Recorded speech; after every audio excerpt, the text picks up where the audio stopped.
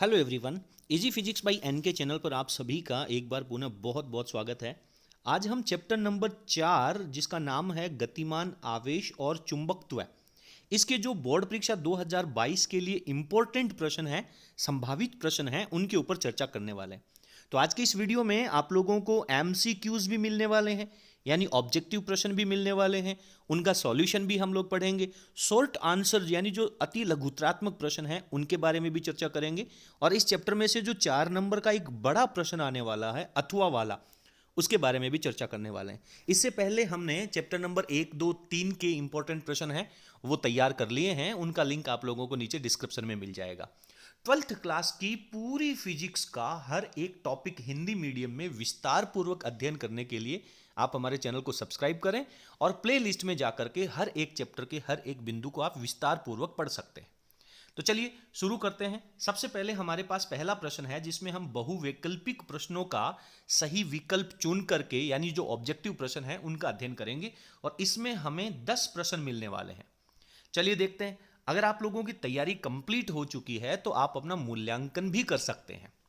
पहला प्रश्न हमसे कह रहा है कि एक आवेशित कण है, वो समान चाल से गति से उत्पन्न होता है।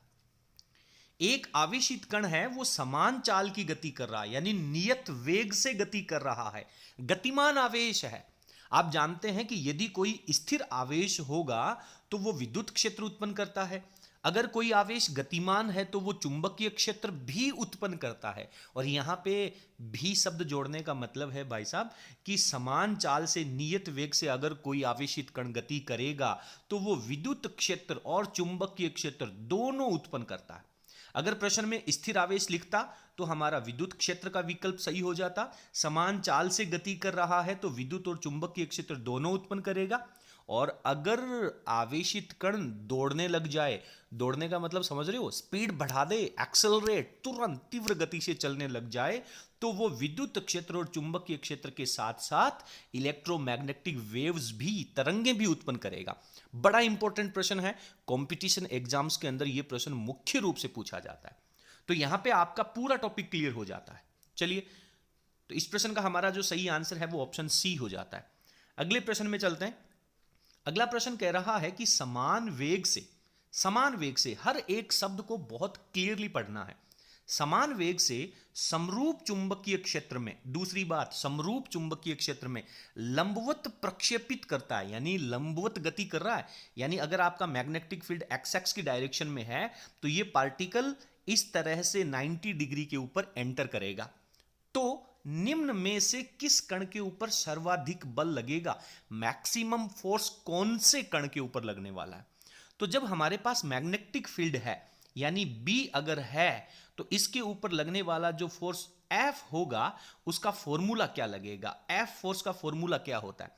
तो साहब चुंबकीय बल F का फॉर्मूला होता है F is equals to Q V B and sine theta.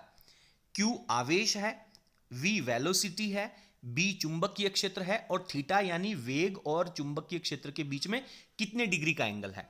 तो समान वेग से गति कर रहा है यानी V तो सब में समान रहेगा। समरूप चुंबकीय क्षेत्र है यानी B भी इसको इफेक्ट नहीं करेगा, सब कंडीशन के लिए B भी समान है। और लंबवत प्रक्षेपित कर रहा है यानी थीटा का मान भी 90 डिग्री है।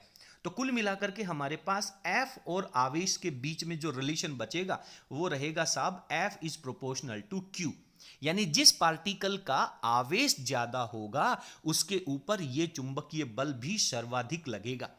तो यहां पे हमारे पास -1e0 है, इसके अंदर तो एक इलेक्ट्रॉन के बराबर आवेश है। हाइड्रोजन के अंदर भी एक इलेक्ट्रॉन होता है, हीलियम के नाभिक के चारों तरफ भी 2 इलेक्ट्रॉन गति करते हैं, परंतु लिथियम के अंदर 3 इलेक्ट्रॉन गति करते हैं। तो सबसे ज्यादा चार्ज किस में हुआ? डेफिनेटली सर लिथियम में हुआ। और हमारा फॉर्मूला हमने जो विस्तार पढ़ा है वो है कि F is proportional to Q, तो जिसका चार्ज ज्यादा होगा उसके ऊपर बल भी ज्यादा लगेगा। तो इस प्रश्न का हमारा सही विकल्प ऑप्शन डी हो जाता है। तीसरे प्रश्न में चलते हैं। बताइए, देखें, बहुत इंपॉर्टेंट प्रश्न है। किसी बिंदु पर अधिकतम चुंबकीय प्रेरण का मान प्राप्त करने के लिए, यहां पे चुंबकीय प्रेरण शब्द का अर्थ है मैग्नेटिक फील्ड, चुंबकीय क्षेत्र जिसे हम B से रिप्रेजेंट करते हैं। तो हमें अधिकतम चुंबकीय क्षेत्र उत्पन्न करना है। बिंदु का धारा अल्पांश के सापेक्ष स्थिति सदिश धारा की दिशा से कोण बनाएगा। साहब इतना कठिन प्रश्न है कि हमें इसमें यह भी समझ में नहीं आ रहा है कि इसमें पूछ क्या रहा है, कौन सा टॉपिक लगने वाला है। धारा अल्पांश, आपने बायो-सावर्ट नियम पढ़ा होगा। बायो-सावर्ट नियम क्या कहता है, यदि किसी चालक तार में धारा बह रही है तो उसका यदि हम एक छोटा सा अल्पांश ले लें और उससे r दूरी के ऊपर और कितने डिग्री पे, थीटा डिग्री के कोण के ऊपर जो चुंबकीय क्षेत्र उत्पन्न होता है B, उसका फॉर्मूला हमें अप्लाई करना है। तो यहां पे हमें किस कोण की बात कर रहा है, एंगल हमें कैलकुलेट करना है।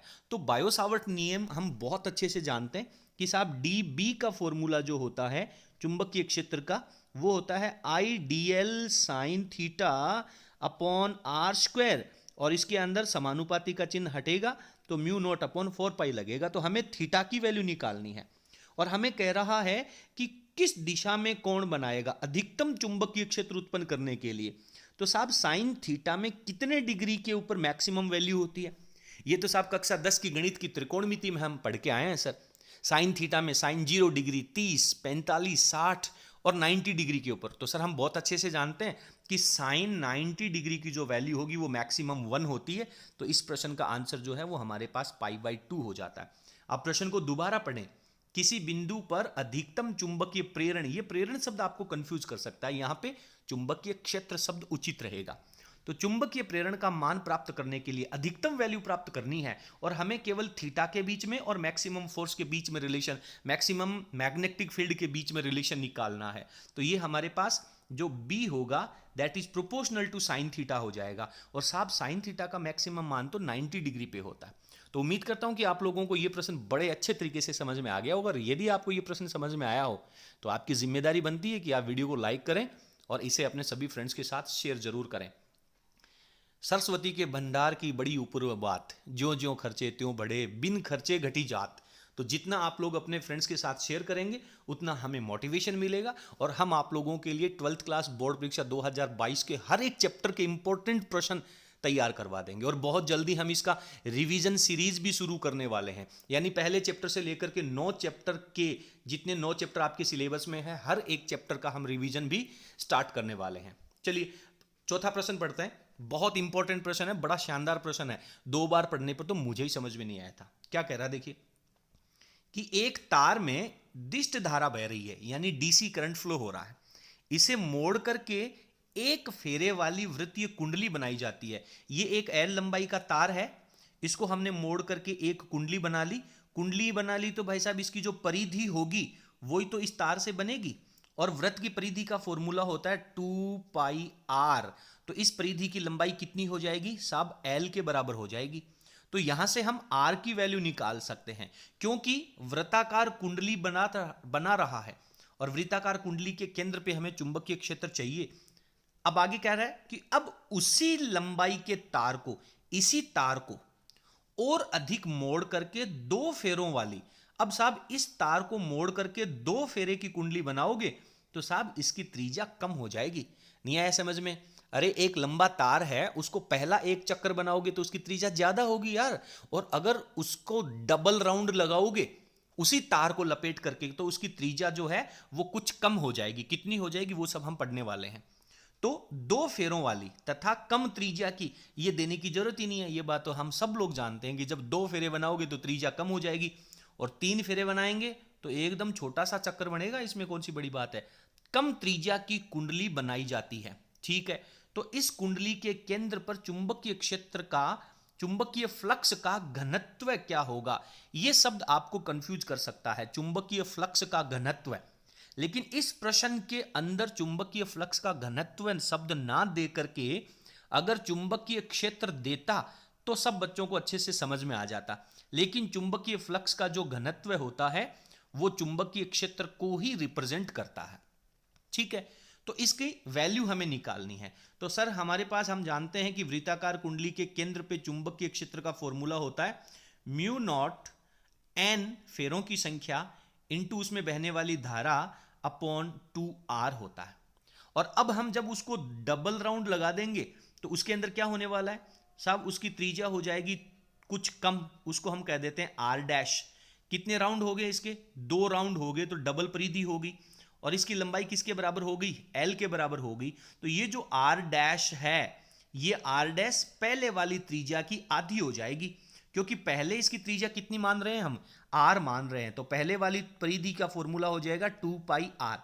तो दोनों तरफ से 2 पाई से 2 पाई कैंसिल आउट हो जाएगा, और आर डैश की वैल्यू निकालेंगे तो ये जो 2 है वो इसके बटा में चला जाएगा, यानी अब इसकी जो त्रिज्या है वो आधी हो जाएगी। तो पहली स्थिति में हमारे पास यहाँ पे आर वैल्यू आ रही है।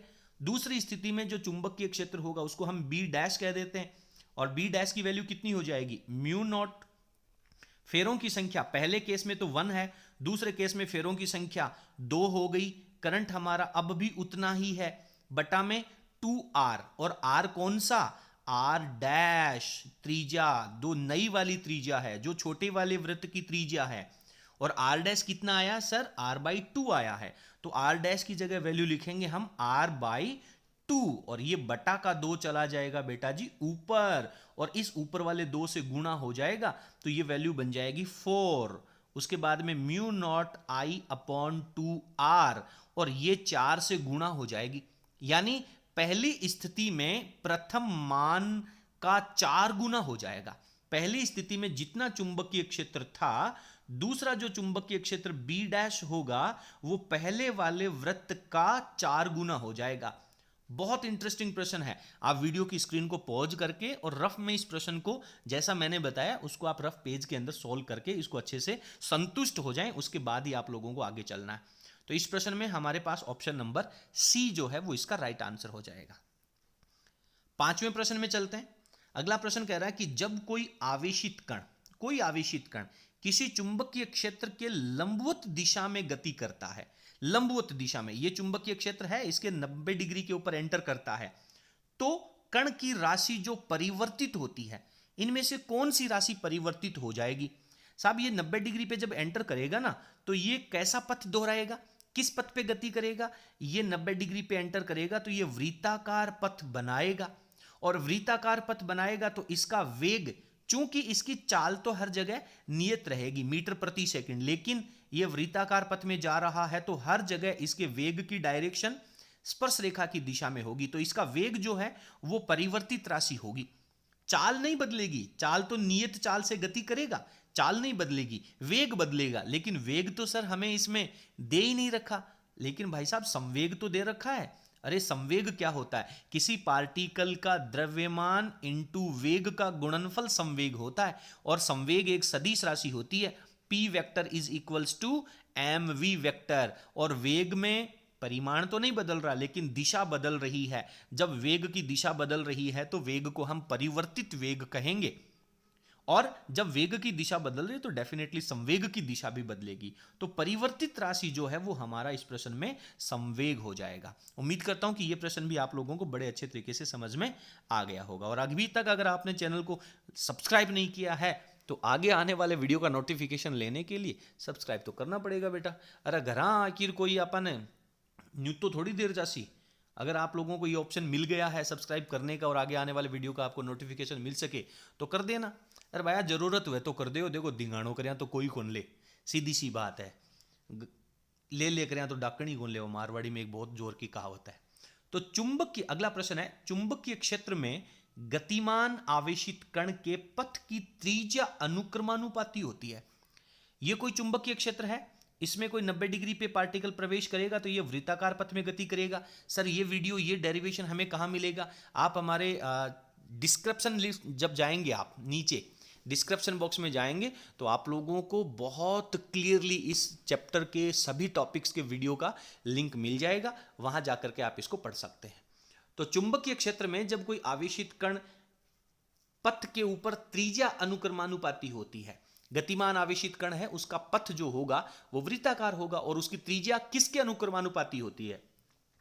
तो साहब त्रिज्या का फॉर्मूला हमारे पास, साइक्लोट्रॉन वाला टॉपिक आप लोगों ने पढ़ा होगा, तो mv/qb फॉर्मूला होता है।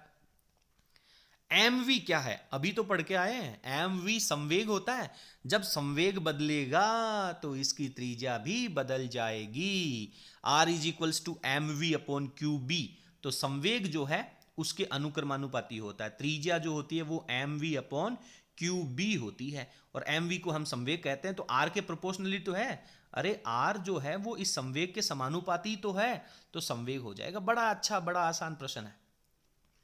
अगला प्रश्न कह रहा है कि किसी नियत चुंबकीय क्षेत्र से गुजरने वाले इलेक्ट्रॉन कणों का विक्षेप, नियत चुंबकीय क्षेत्र से गुजरने वाला जो इलेक्ट्रॉन है उसके कणों का विक्षेप उसके वेग के अनुक्रमानुपाती होता है, उसके वेग के व्युत्क्रमानुपाती होता है, उसके वेग के वर्ग के अनुक्रमानुपाती, या फिर वेग के वर्ग के व्युत्क्रमानुपाती। पहले आप इस प्रश्न का सॉल्यूशन पढ़ लें, उसके बाद में मैं आप लोगों को इसका पूरा विस्तार से सॉल्यूशन बता देता हूं।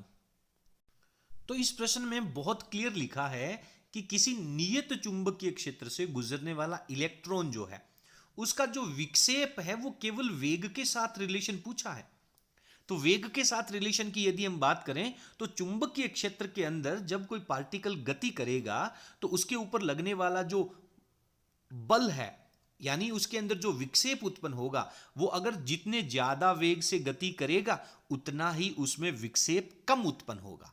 यानी विक्षेप जो है वो वेग के व्युत्क्रमानुपाती होता है। तो इस तरह से इस प्रश्न का जो आंसर है वो ऑप्शन बी हो जाता है।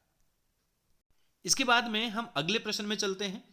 8वां प्रश्न हमसे कह रहा है कि विद्युत क्षेत्र ई वेक्टर और चुंबकीय क्षेत्र है बी वेक्टर, ये क्रमशः वाई एक्स और एक्स एक्स के समांतर हैं।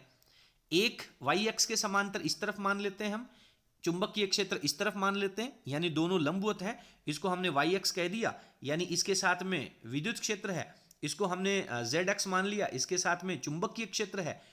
इन क्षेत्रों की उपस्थिति में Q आवेश से आवेशित कोई पार्टिकल V वेग से x x के समांतर, इस डायरेक्शन को हम x x कह देते हैं, यहां पे वेग की डायरेक्शन है, x x के समांतर अविक्षेपित प्लायन करता है, अविक्षेपित प्लायन करता है। कहने का मतलब इसमें लगने वाला चुंबकीय बल और इसमें लगने वाला जो विद्युत बल होगा वो दोनों आपस में बराबर होंगे। तो इसके लिए हमारे पास फॉर्मूला क्या आ जाएगा, आप जानते हैं चुंबकीय बल का फॉर्मूला होता है Q V vector cross B vector, और विद्युत बल का फॉर्मूला होता है F is equals to Q E vector. तो आवेश से आवेश कैंसिल आउट हो जाएगा, E वेक्टर बराबर फॉर्मूला बचेगा V vector cross B vector. तो ये हमारे पास सी ऑप्शन इसका राइट आंसर हो जाएगा। बिल्कुल क्लियर लिखा है अविक्षेपित प्लायन, यानी इसके ऊपर विद्युत बल जो होगा उसकी वैल्यू और चुंबकीय बल की वैल्यू दोनों आपस में बराबर होंगी। ऑप्शन सी जो है वो इसका राइट आंसर हो जाएगा। अगले प्रश्न में चलते हैं। अगला प्रश्न हमसे कह रहा है कि यदि G प्रतिरोध का कोई धारामापी है उससे मुख्य धारा की 2% धारा पूर्ण विक्षेप के लिए आवश्यक है। आप जानते हैं कि ये हमारे पास एक गैल्वेनोमीटर जोड़ रखा है हमने, इसके समांतर क्रम में हमने एक संट प्रतिरोध जोड़ रखा है S, जिसे हम संट प्रतिरोध कहते हैं, इस गैल्वेनोमीटर को जलने से बचाने के लिए। अगर यहां से 100 एम्पियर की धारा आ रही है तो 2% धारा यानी 2 एम्पियर की धारा अगर इस गैल्वेनोमीटर में से चली जाए तो इसमें पूरा का पूरा विक्षेप आ जाएगा। तो जब 2% धारा यहां से जाएगी तो बची कितनी, 98% धारा है वो इस संट प्रतिरोध से होकर के जाएगी। गैल्वेनोमीटर का प्रतिरोध हम G मान लेते हैं और संट प्रतिरोध को S मान लेते हैं। भैया ये दोनों किस क्रम में जुड़े हुए हैं, क्लियर करके देखो साहब, ये दोनों एक दूसरे के समांतर क्रम में जुड़े हुए हैं और समांतर क्रम में विभवांतर की वैल्यू बराबर होती है। तो इस गैल्वेनोमीटर के सिरों के ऊपर विभवांतर कितना होगा, ओम का नियम कहता है सर IR, तो ये कितना करंट जा रहा है, 2% करंट जा रहा है। प्रतिरोध कितना है इसका G, तो ये गैल्वेनोमीटर के सिरों के ऊपर विभवांतर हो गया। इस संट प्रतिरोध के सिरों पर विभवांतर कितना हो जाएगा साहब, 98% करंट जो है वो यहां से जा रहा है और इसका प्रतिरोध हमने S ले रखा है, तो ओम के नियम के अनुसार इसके सिरों पर विभवांतर ये हो जाएगा। चूंकि दोनों समांतर क्रम में हैं तो दोनों के सिरों के ऊपर विभवांतर की वैल्यू आपस में बराबर होगी। प्रश्न कह रहा है पार्श्व संट का प्रतिरोध कितना होगा, इस S की वैल्यु हमें चाहिए, तो ये 98 चला जाएगा बट्टा में और 2 से ये 98 कैंसिल आउट हो जाएगा तो बट्टा में 49 बचेगा। तो G/49 यानी जितना गैल्वेनोमीटर का प्रतिरोध है उसको जब हम 49 से डिवाइड करेंगे तो हमारे पास समांतर क्रम में जुड़े प्रतिरोध की वैल्यू आ जाएगी। तो G/49 ऑप्शन ए जो है वो इस प्रश्न का राइट आंसर आ जाएगा। उम्मीद करता हूं कि यह प्रश्न आप लोगों को बड़े अच्छे तरीके से समझ में आ गया होगा। अगले प्रश्न में चलते हैं। अगला प्रश्न हमसे कह रहा है कि एक परिनालिका में I धारा प्रवाह से उत्पन्न चुंबकीय क्षेत्र B है। कोई एक परिनालिका है, इस परिनालिका में जब I करंट प्रवाहित किया जाएगा तो इसके अंदर उत्पन्न होने वाला चुंबकीय क्षेत्र B है, और चुंबकीय क्षेत्र का फॉर्मूला होता है mu naught capital N upon इसकी लंबाई इंटू में इसका current, mu naught N upon L into I, और इसे हम स्मॉल n से भी रिप्रेजेंट करते हैं। ये जो कैपिटल N अपॉन L है इसको हम स्मॉल n से भी लिख सकते हैं, यानी एकांक लंबाई पर फेरों की संख्या। लेकिन यहां पे आगे क्या कह रहा है, यदि परिनालिका की लंबाई और फेरों की संख्या को दुगुना कर दें, यानी लंबाई को भी हम दुगुना कर दें और फेरों की संख्या को भी हम दुगुना कर दें, तो ये 2 से 2 तो कैंसिल आउट हो जाएगा। तो वही चुंबकीय क्षेत्र प्राप्त करने के लिए प्रवाहित धारा का मान कितना करना पड़ेगा।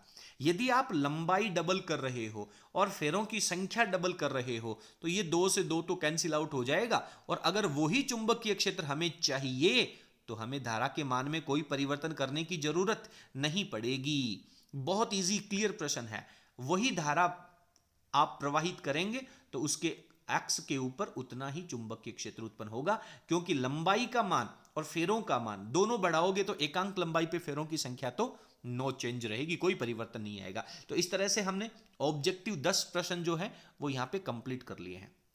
आगे चलते हैं। पहला अति लघुत्रात्मक प्रश्न आपके पास आ गया है, 1 एम्पियर की अंतरराष्ट्रीय परिभाषा बताइए। तो आप लोगों ने 1 एम्पियर की अंतरराष्ट्रीय परिभाषा इस चैप्टर में बहुत अच्छे से पढ़ी है कि यदि 2 समांतर चालक तार हैं, उनके बीच की दूरी को यदि हम 1 मीटर रख लें और इन दोनों तारों में बहने वाली धारा आपस में समान हो I1 और I, तो इनके बीच में लगने वाला जो आकर्षण बल या जो प्रतिकर्षण बल होगा उसकी वैल्यू 2 × 10⁻⁷ एकांक लंबाई पे लगने वाला बल, ध्यान दें एकांक लंबाई पे लगने वाला बल, तो इसकी वैल्यू मात्रक लगेगा न्यूटन अपॉन मीटर। यदि 1 मीटर की दूरी के ऊपर 2 समांतर तारों को रख दिया जाए और अगर उनके बीच में इतना बल लग रहा है तो हम कहेंगे कि इन तारों में बहने वाली धारा 1 एम्पियर की है। यह बड़ा डेरिवेशन है, 4 नंबर का प्रश्न परीक्षा में आ सकता है। 2 समांतर धारावाही चालकों के अंदर धारा प्रवाहित करने पर उनके बीच में लगने वाले बल का मान निकालना, उनके बल की प्रकृति निकालना। चलिए बल की प्रकृति में यहां पे बता देता हूं। अगर दोनों के अंदर समान दिशा में धारा प्रवाहित होगी तो इनके अंदर आकर्षण बल लगेगा, और यदि दोनों समांतर तारों में विपरीत दिशा में धारा प्रवाहित होगी तो इनके बीच में प्रतिकर्षण बल लगेगा। एक बड़ा इंपॉर्टेंट छोटा प्रश्न भी यहां से क्रिएट होता है। तो अगर इनके बीच की दूरी को हम 1 मीटर रख लें और इनके अंदर बहने वाली धारा जो है वो 1 एम्पियर कहलाएगी। कब? जब इनके बीच में लगने वाला बल 2 × 10⁻⁷ एकांक लंबाई पर, तो मात्रक लगेगा न्यूटन अपॉन मीटर। इतना बल यदि लग रहा है तो इसमें बहने वाली जो धारा होगी उसको हम 1 एम्पियर कहेंगे। बड़ी इंपॉर्टेंट डेफिनेशन है। तीसरा प्रश्न कह रहा है कोई आवेश Q है, वो चुंबकीय क्षेत्र B के लंबवत दिशा में v वेग से प्रवेश करता है, तो इस आवेश पर कार्यरत बल का मान क्या होगा। आवेशित पार्टिकल, चुंबकीय क्षेत्र, वेग दे रखा है और लंबवत दिशा दे रखी है, बल की वैल्यू पूछी है। तो चुंबकीय क्षेत्र में रखे किसी आवेशित पार्टिकल के ऊपर लगने वाले बल का फॉर्मूला होता है F = Q v vector cross b vector. आप बहुत अच्छे से जानते हैं कि जब हम क्रॉस हटाएंगे तो फॉर्मूला बन जाएगा QVB sin थीटा, और भाई साहब थीटा का मान लंबवत दे रखा है 90 डिग्री, तो 90 डिग्री यहां से रिमूव हो जाएगा और हमारे पास आंसर बचेगा F = QVB। तो यदि आप इसका डायरेक्ट ये आंसर भी लिख देते हैं तब भी ठीक रहेगा, लेकिन 2 लाइनों का आंसर ही तो है यार, तो थोड़ा सा तो विस्तार से लिखने का प्रयास करें। ओके, आगे चलते हैं। धारामापी के दक्षतांक की परिभाषा लिखिए। आप लोगों को याद होगा कि आपके प्रैक्टिकल की रिकॉर्ड में आप लोगों ने एक एक्सपेरिमेंट लिखा है अर्ध विक्षेप विधि। याद करें, अर्ध विक्षेप विधि। तो अर्ध विक्षेप विधि का जो प्रैक्टिकल है उसका लिंक भी आप लोगों को नीचे डिस्क्रिप्शन में मिल जाएगा। हमने उसको भी विस्तार पूर्वक क्लियर कर रखा है, उसको भी आप पढ़ लें, जिससे आप लोगों को धारामापी का दक्षतांक जो है वो अच्छे से महसूस हो जाएगा, फील हो जाएगा। लेकिन हमें तो सर यहाँ पे केवल डेफिनेशन लिखनी है। तो धारामापी का दक्षतांक क्या होता है? धारामापी के दक्षतांक का जो मात्रक है वहां से यदि आप इसकी वैल्यू लिखने का प्रयास करें तो आप इसकी डेफिनेशन इजी लिख पाएंगे।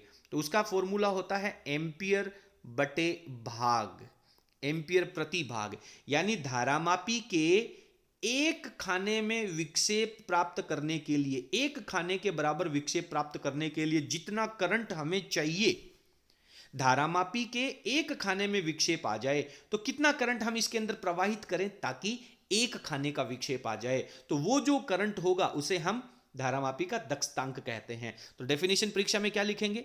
किसी धारामापी के एक खाने के बराबर विक्षेप प्राप्त करने के लिए आवश्यक धारा जो है वो उसका दक्षतांक कहलाती है। आगे चलते हैं, पांचवा प्रश्न, चुंबकीय क्षेत्र में धारावाही चालक के ऊपर बल का फॉर्मूला लिखें। धारावाही चालक पर बल, आवेश पर बल नहीं है। F बराबर QVB साइन थीटा नहीं लगेगा, यहां पर चालक के ऊपर बल पूछा है। भैया धारावाही चालक है तो उसमें करंट भी जाएगा, उसकी लंबाई भी होगी, उसमें चुंबकीय क्षेत्र भी होगा, तो इनके फंक्शन में हमें फॉर्मूला लिखना है फोर्स का। तो F is equals to ILB sine theta, F is equals to ILB sine theta का फॉर्मूला यहां पे लगने वाला है। अगला प्रश्न कह रहा है, धारावाही कुंडली के X पर चुंबकीय क्षेत्र व दूरी के साथ परिवर्तन का आरेख खींचिए। धारावाही कुंडली है, उसके X के ऊपर, ये धारावाही कुंडली है, इसके X के ऊपर जैसे जैसे आप दूरी पे जाओगे चुंबकीय क्षेत्र का मान डिक्रीज होगा, दूरी बढ़ेगी चुंबकीय क्षेत्र डिक्रीज होगा, और इसके केंद्र के ऊपर जो चुंबकीय क्षेत्र होता है वो मैक्सिमम होता है। तो इसका जो ग्राफ होगा वो हम कुछ इस तरह से डिजाइन करने वाले हैं।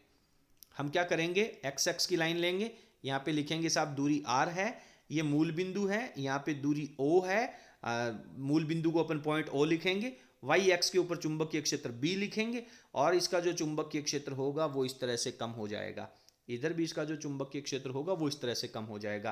तो इसका हमें ग्राफ खींचना है, ये ग्राफ आ जाएगा। अगला प्रश्न कह रहा है कि कारण स्पष्ट कीजिए, कोई कारण बताना है।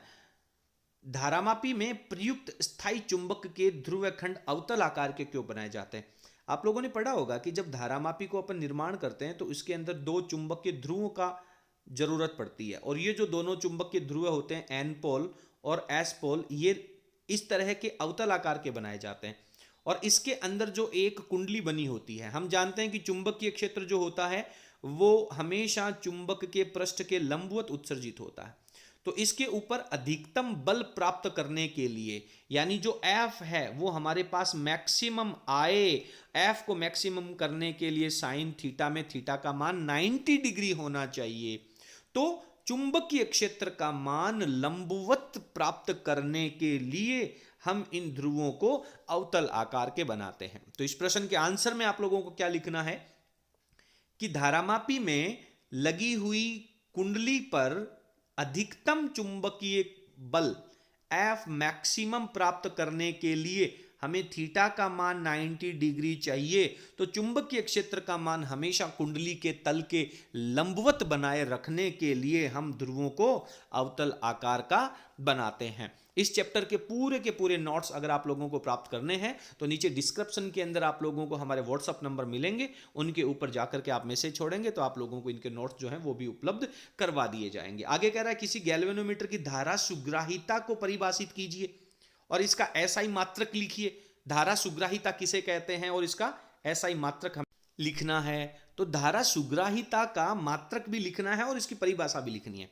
देखिए ये हमारे पास कोई गैल्वेनोमीटर है, ये हमारे पास यहाँ पे निडल रहती है मध्य स्थिति में, और ये इसके ऊपर अलग अलग भागों की संख्या है। यदि इस गैल्वेनोमीटर के अंदर हम 1 एम्पियर की धारा प्रवाहित करें तो हो सकता है कि ये जो सुई है वो यहां तक विक्षेपित हो जाए। तो कितने भागों में ये विक्षेपित हुई है? मान लीजिए 5 भागों में ये विक्षेपित हुई है। तो ऊपर हमारे पास 5 भाग आ जाएंगे और एकांक एम्पियर की धारा प्रवाहित करने की स्थिति है ये।